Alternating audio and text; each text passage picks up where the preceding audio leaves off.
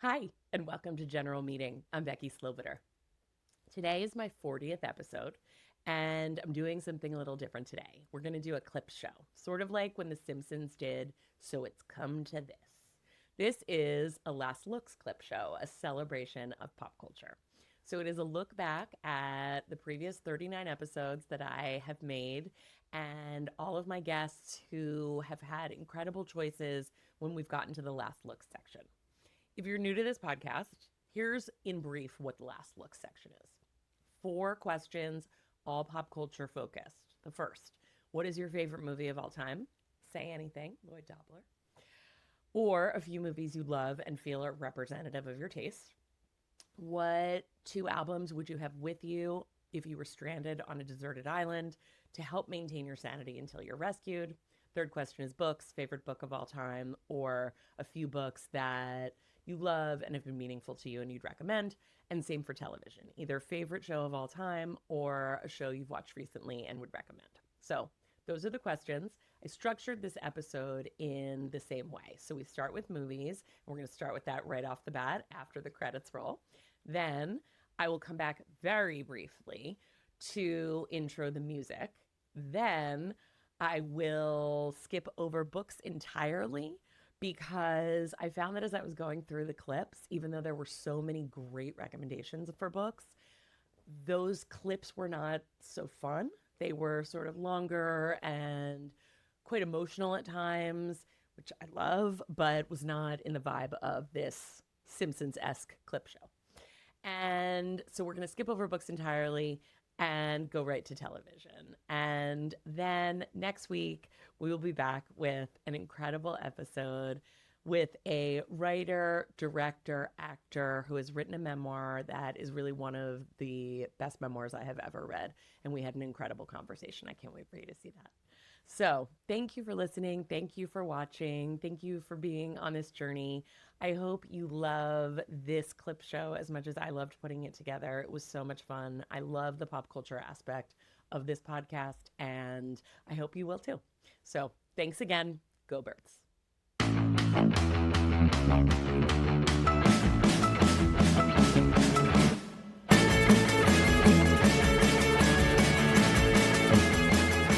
Okay. So if even Letterboxd lets us do 4, Yeah. and to think that I've been practicing for my Letterboxd top 4 my whole life. That was so not cool. me making up a letterbox list. My favorite movie of all time is Devil Wears Prada. I love it. Terms of endearment and Little Shop of Horrors.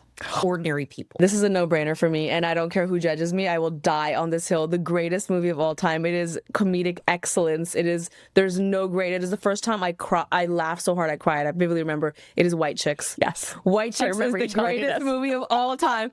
For it to be representative of my taste, I've got to say like 6. I'm Little Miss Sunshine. Yes. I'm going to say An Unmarried Woman. Dazed and Confused is for sure. Lost Boys. Lost in Translation, obviously.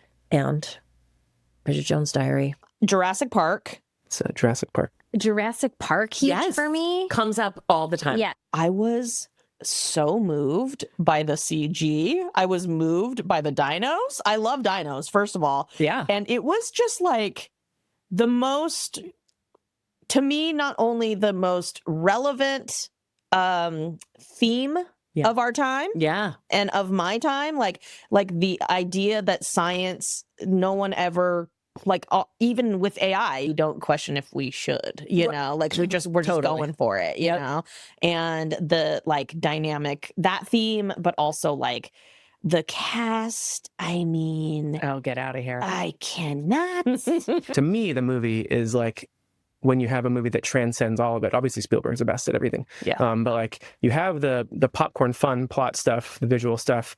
You have the philosophical stuff too. But to me, like, who is your entry point in the movie? Who's like the main character? It's like, well, it's Grant and Ellie. Okay. So like the very first scene that you see with them, what are they talking about? It's like, well, how he doesn't want to have kids and she wants to have kids. Yep. And then the last, I think it's like the third or fourth, the last shot of the movie, but like the last scene of the movie, it's like they're flying away and he has the 2 kids sleeping, like asleep on his arms, and she's just looking at him, and then he kind of wakes up and looks at her and she smiles and he smiles back. And the look is like, it's what is communicating there. It's like, oh, they're going to go home and Yes, and have a family. Yeah, have family. Parasite. The New York Times named it the best movie of the century. Yes. This movie will always be in me. Yeah. And what an ending. Oh my God. Crazy. So anyone who hasn't seen Parasite, run, don't walk. When Harry Met Sally. You know, Rob Reiner forever. It really is the gold standard. The split screens, just like so well done. We did it. They did it. Yeah. When they first meet Carrie Fisher and Bruno Kirby and they're on that double date and they go right in the cab, like it's just so Bridesmaids. Yes. There's no better way to sum up an interaction with someone sometimes than, oh, do you, Helen? Yeah. Like, yeah. Mano will be like, I had a real, oh, do you, Helen, with this fucking guy. Moonstruck. Yes, this just came up. Really? Moonstruck. Olympia Dukakis, is that her name? When yes. she says, Why do at the men kitchen cheat? Table. Oh, why do men cheat? Because they fear death.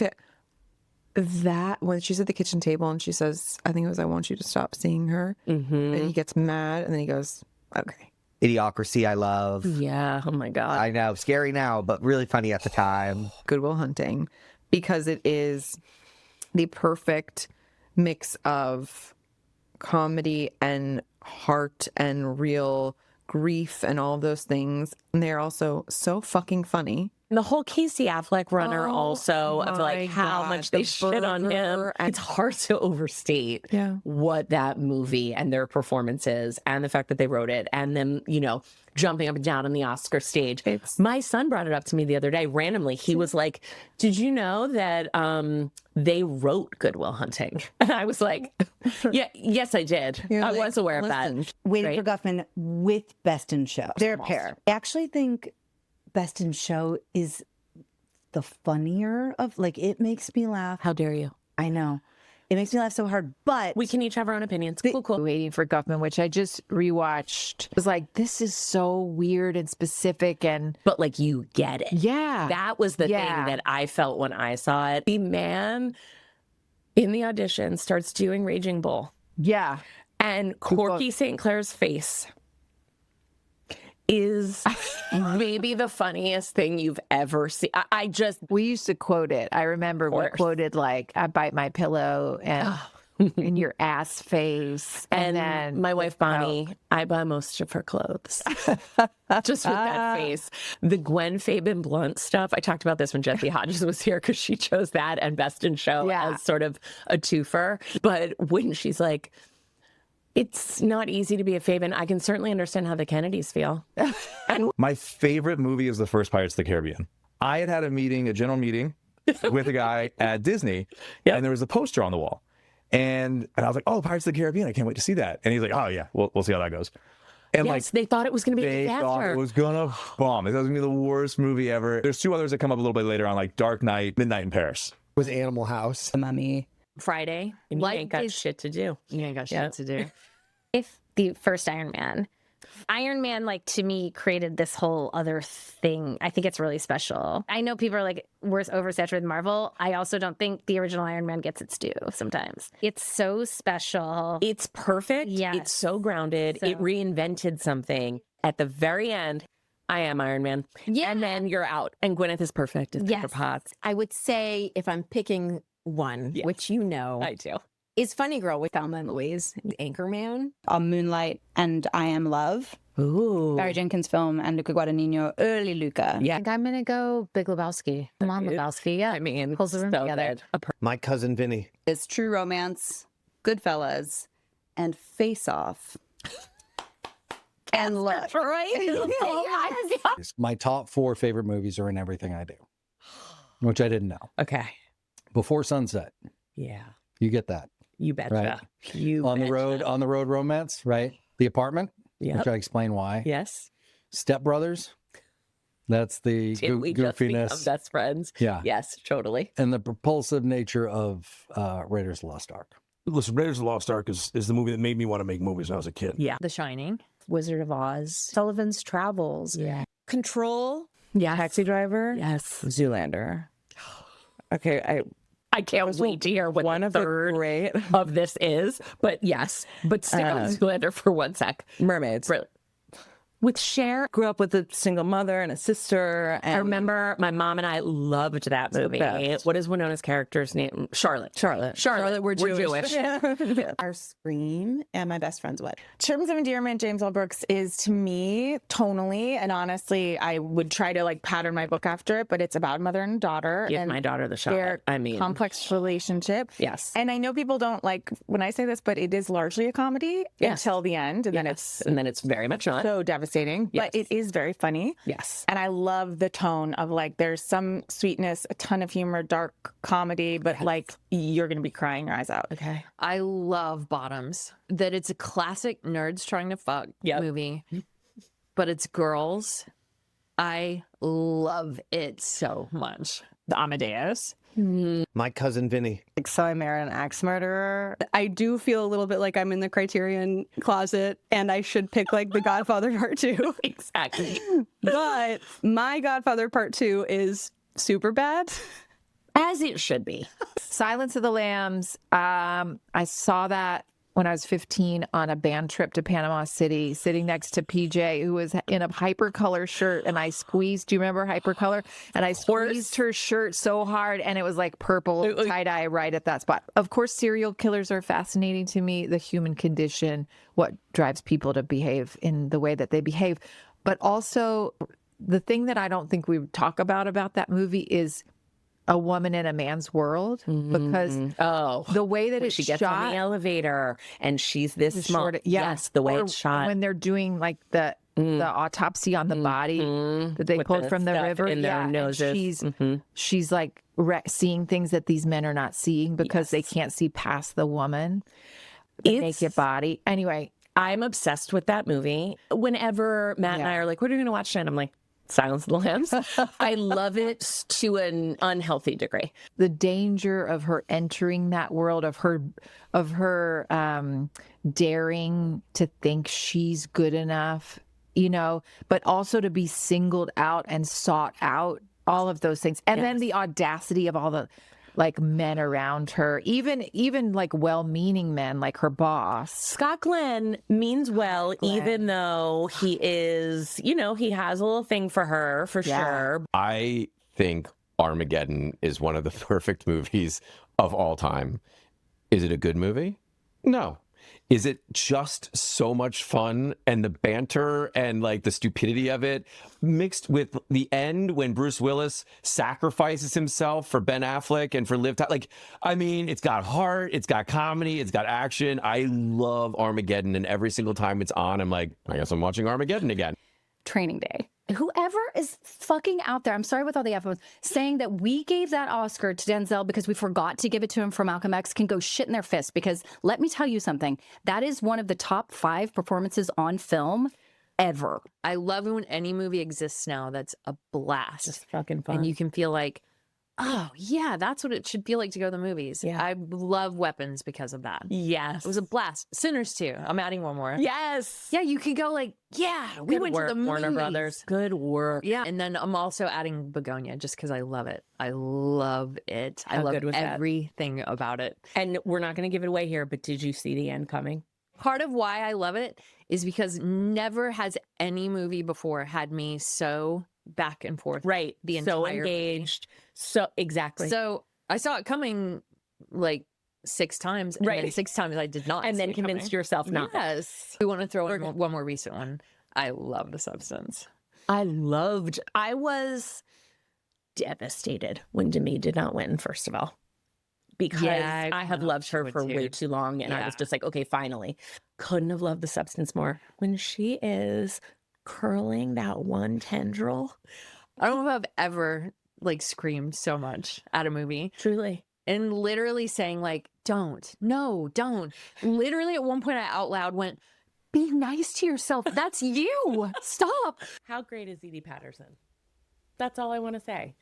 Obviously, all of these incredible choices and all of these guests have been so amazing. I just love that Edie kept going and was like, oh, I have one more. Wait, one more. And they were all so incredible. She's the greatest. So we've now gotten to the Desert Island album section, which actually also starts with my friend Edie.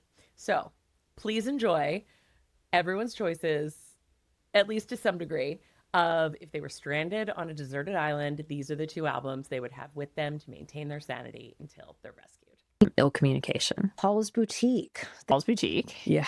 Paul's Boutique, because I was like a maniac from 1986 on. This makes me Like, so happy. Maniac. I don't collect anything. I have so much Beastie Boys shit that's rare that I've spent my life collecting. Did you see the Beastie Boys print in our living room? No. And I'll show you as we go back downstairs. And then there's my Beastie Boys book. Yeah. And then that.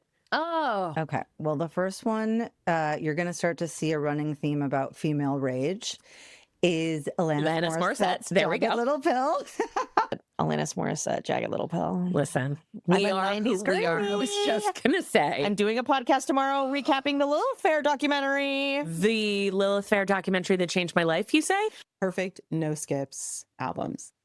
Miseducation of Lauryn Hill. Yeah. The Miseducation of Lauryn Hill, because I am a woman of a certain age also, is like defining. It was Miseducation of Lauryn Hill. The Miseducation of Lauryn Hill. Really important to me. 1200 curfews. I was just going to say. Which is the live. Which is the Indigo Girls live. Yes. Which also has the incredible Tangled Up in Blue on Yes, it does. And I think they do Water is Wide. And like, I got to the first Indigo Girls album. Rites of Passage? Yes. The one that, the white one?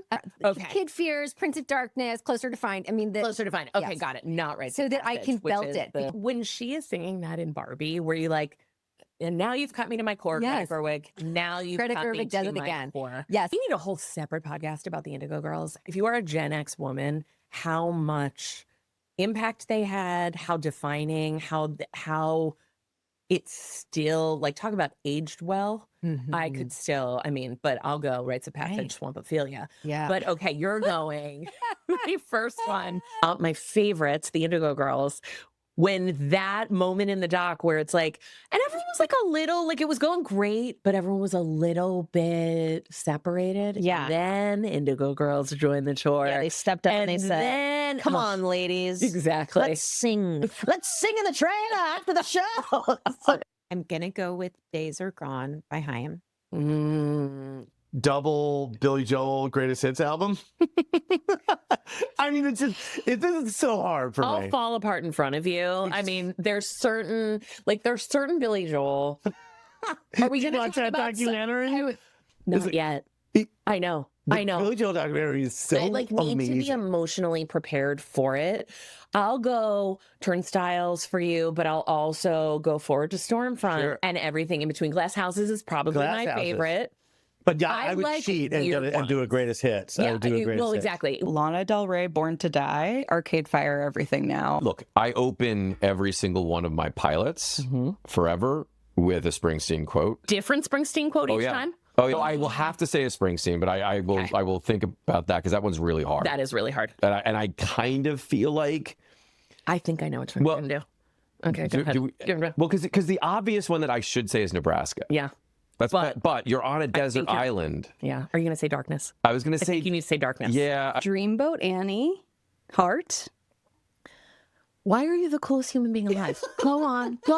There's a line, I'll just bring everything back to Taylor Swift, but there's a line in Who's Afraid of Little Old Me where she's like, you wouldn't last an hour in the asylum where they raised me, which is basically being raised as a famous person from the time she was, 14 years old. How about even if that? it's a terrible plan, like show up with a plan. I'm so sorry to once again be quoting my girl, Taylor Swift. If you fail to plan, you plan to fail. Which she did not invent that quote, but it is a lyric. But it is a lyric. What are your few favorite songs on Midnights if you had to choose? Maroon, Antihero, You're Losing Me. You're on your own, Labyrinth, kid. Sweet Nothing, You're on Your Own, Kid. It's really skip list to me. I love that album so much. I love it Mastermind so is deeply. my favorite. Sweet Nothing. Oh, Yeah, great one, Mastermind is my too. favorite. I also, even the ones on that, like even Bejeweled, Yeah. it's such a confection of a song, but I would never turn it off if it comes on. Do you know what I mean? Ever. Like I'm not seeking it out, but I also. Yeah, it's my best friend Julia's favorite song. Oh, Yeah. Julia. Obviously, you know that one of these albums has to be Yes. Tay Tay. Yes. I landed on Tortured Poets. It's just the most amount of tracks to kind of keep me entertained. B, underrated album that we knew was amazing from the get-go, and it took other people a little bit of a minute, and that's okay, we forgive. I also just thought, like, you know, on my island, I imagine that I'm spending some considerable time, as I always do, thinking about Taylor, wanting her to be happy, thinking about her life. And I love the emotional span of that album. So on that one album, I can like think about how, you know, things ended with Joe and feel like really we can do So Long London. Like we can do So Long London and have our moment with Maddie Healy, which is like, you know, we could regret it, but we shouldn't, because everything, like, these are all learning experiences and it's fine. Peter. And then we end in, obviously, the alchemy and so I yes. And so every time you're like having weird moments, being like, are she and Travis, okay? Is this right? You have on the album the Joe moment to go like, no, this is why it's good. I'm just going to bring in the Who's Afraid of Little Old Me and the Travis Kelce bobblehead that sit on a shelf together. Kind of behind me. You get it. Because this is one for the ages. It and is. I won't hear otherwise. I know. I love them both so much. It's crazy. So I feel like a theme is emerging here, and that is when I love something, Tay-Tay, Bruce, Indigo Girls, I really just want to talk about it. And I guess, unfortunately, interrupt my friends while they're talking about it. So thanks for bearing with that. Last section is now TV. I love TV. As I sit here with my Fleabag mug, I could have chosen my Mare of Easttown mug, or Friends, which I reference constantly, Normal People, My So-Called Life. These are just some of my favorites. These incredible guests have chosen. This has really, as I say all the time, become such a good recommendation section too. So I think this is both a celebration, a recommendation, and I hope you will go get as much joy and connection as I have out of so many of these incredible shows. Thank you again for listening. Thank you for watching. And I'll be back next week with a new episode and an incredible guest. I think Friends, because I was in a deep, deep depression, and that was like medicine. And that'll get you out, right? There's my Central Perk candle, my Ross and Rachel mugs over there, 100%. It's really comforting. Yeah. And when they did the reunion that my friend JJ Philbin and I talked about extensively on her episode. I love that episode too. Me too. That's really one of my favorites, because she's just one of my favorite people. Delightful. But that reunion and seeing David Beckham, Malala, like everyone in the world talking about what Friends meant to them, but the casting of the 6 of them. Dude. It just never before, never since. I could not have gotten through my pregnancy without episodes of Friends, and I just would lay there and go, exactly. Well, again, I'm going to give honorable mention, because I know you love this one so much. Friends. I mean, that's so good. I love that show. I'm so glad you said that. Oh, it's you really have to give it. There's my mug over there. Oh my God. With Rachel on top of Ross, where he's like, when were you under me? Should have given you that. So, you know, my favorite show is Dateline. So I'm just going to say that. But Keith. Keith. Oh, Josh. Oh my God. All of them. God, I mean, I'm such a big Dateline person, but I can't watch Dateline because you have 3 children and you can't live in that place of fear. It's not a time thing. I listen to it. Okay. So I'm definitely still getting at it. And as you said, true crime and housewives, it comes together. It does. You know, I listen to the podcast because I don't want to see the people that have passed. Okay, my friend, I believe in you. I think you could get there. Watch it. I'm just staying there. I'm so sorry to be like 110 years old. They have it as a podcast. Yes. If you don't want to, or just don't have the time to watch it, but want to get your Dateline. So like same thing with like that voice, Keith's voice. Sarah, Andrew Canning, Josh. When Jillian Bell was here and was talking about, she's like, I mean, I was like, I know what your favorite show is. And then she also listed something else, but she was like Dateline. And I was like, oh, Keith. And she's like, oh, Keith. Oh, Josh. Oh, everyone. By the way, I've been ringing this bell. Andrea Canning doesn't get enough love. Like we love Keith, and that's fine. Sure. But what about the others? I mean, you can do My So-Called Life, as I have my lunchbox up there. It's so hard. You have it. I do. Then I will do my favorite show of all time. Thank you. Which is My So-Called Life. Yeah. 100%. Yes. It is the greatest. And It is the didn't it greatest. just hit you at the exact right time? I mean, I literally referenced the Jordan Catalano jacket yesterday. Which I bought my sons both Jordan Catalano jackets, neither of which they will wear. There was a guy that I had a crush on in high school who wore that jacket, and I was like, well, I'm done for now. He had long hair like Jordan Catalano too.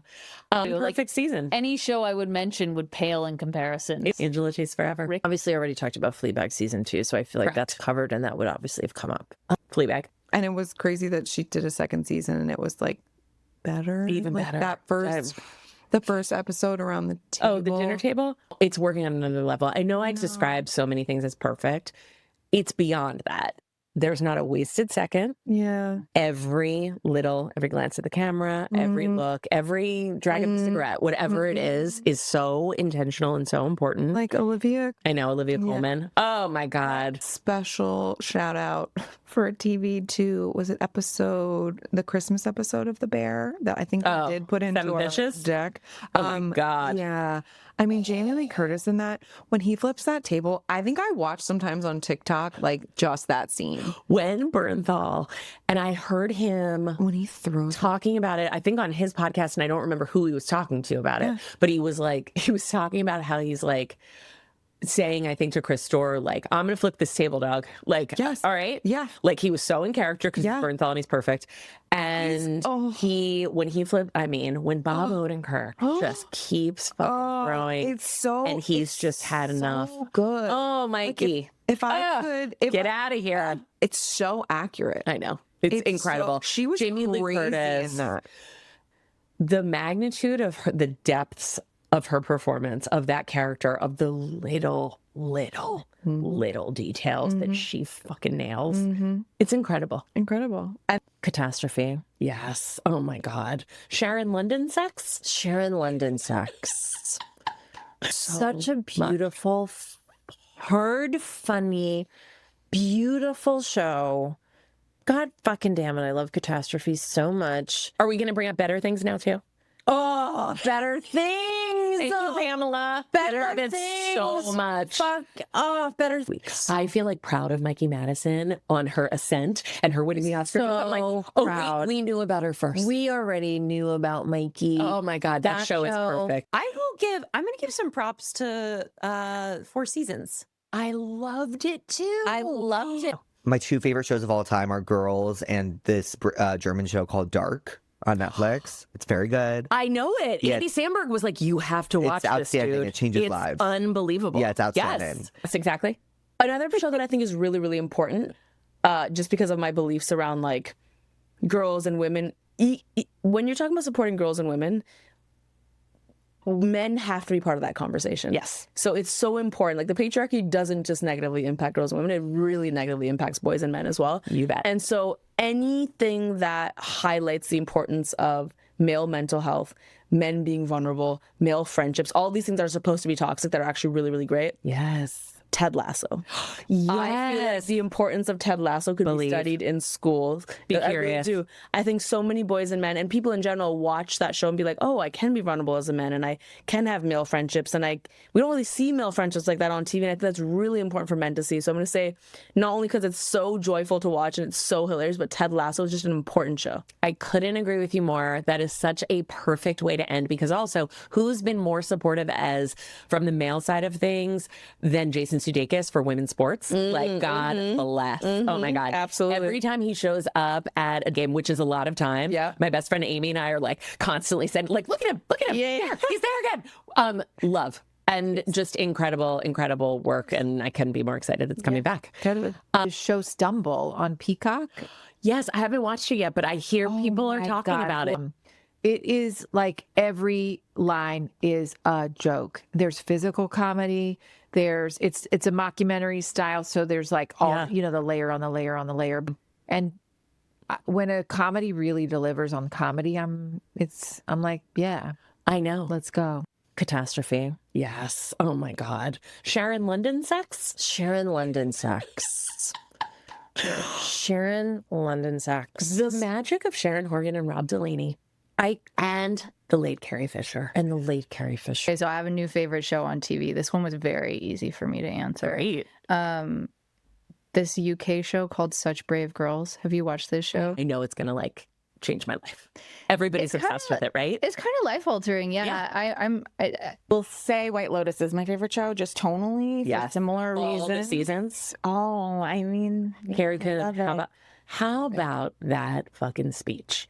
This season, Carrie Coon. I know. Did we not all just like immediately text all our girlfriends like that same speech? Just oh my god, to be a woman in her 40s right now. What a thing. What a thing. So the two shows that I'm like have most obsessed me recently, total opposite ends of the spectrum, is Adolescence and Leanne. Are there two? First of all, God bless Netflix on both. Well, I will say one of my favorite shows of all time that I rewatched recently, and it's still held up for me, and I don't think people give it enough credit, and I think people need to revisit it. It's The United States of Tara. I have never seen that show. Okay. Okay. First of all, people want to talk about like they know they know about Toni Collette. You don't fucking know about Toni Collette unless you've watched United States of Tara. Sit down, Muriel's Wedding. Like, calm down. And I love Muriel's Wedding. Of course. Please. Say my favorite show. There's a couple that are like neck and neck, but for the reason we talked about earlier, Peaky Blinders. Cillian Murphy is just phenomenal, and like, forget it. He's incredible in I think anything he does. Yeah. And then there's roles that people are just like transcend. That was so meant to be you. Yes. Tommy Shelby, I just one of my favorite characters of all time. And then seeing him and Tom Hardy play off each other. I love that show for so many different reasons, but like I reference that show at work for certain things sometimes because I think like what they did, the beauty in the subtlety of a lot of things that were done on that show was just like second to none. And I loved the confidence to sit in the scene. Yeah. I love the confidence of like, we got a cool, fun transition. We play some rock music for a second. Yep. But then get your wide shot and then just boom, boom. The confidence. It's and so true. The performances were so rare. Insanely good. The writing was brilliant. Like it was just like, that's my show. Like, oh, what are you watching right now? I'm watching Bravo. Bravo Housewives of any zip code. I was deep in Love Island, Below Deck Med. I'm definitely going to do Bachelor in Paradise next. I mean, you're not an animal, obviously. But I like, listen, I don't have... You can hold space for both. I don't drink alcohol. I don't do drugs. I can't even numb out on an eating disorder anymore. Thank you, Andy Cohen. Yes. We'll just say that. No, yeah, I mean, like, thank you, because I need something. Yes. What's the crime drama that... Task. Task was incredible. Love top to bottom. I'm obsessed with Brett Inglesby and everything he does. I loved Mare of Easttown to a degree that's not healthy. Totally. I love Task. And, I'm from Philadelphia, so I just want to talk about. That's right. Yeah. Oh my God. Yeah. That's all I Task want was to talk like about. Incredible. a perfect show. Yes, To me, I was like, wow, nothing is wrong with this show. No. It's so good. The performances are blowing my mind. The writing is blowing my mind. Yeah. No notes. But Tom Pelfrey's accent. Oh my God. Oh my God. And The only currency in this bankrupt world is what you share with someone else when you're uncool. General Meeting with Becky Sloviter is hosted and executive produced by me, Becky Sloviter. Our editor is Jay Rothman. Our audio engineer and director of photography is Hector Fernandez. Our tech producer is Griffin Davis. And our theme music is by Jay Rothman. Special thanks to Tanya Dahl and Cody Blue Snyder.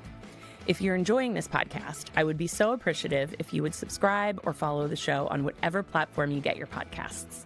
All of our episodes are on video as well on our YouTube channel at General Meeting Pod. Please consider subscribing there as well. And you can find us on Instagram and TikTok at General Meeting Pod, and more information is on our website, you guessed it, generalmeetingpod.com.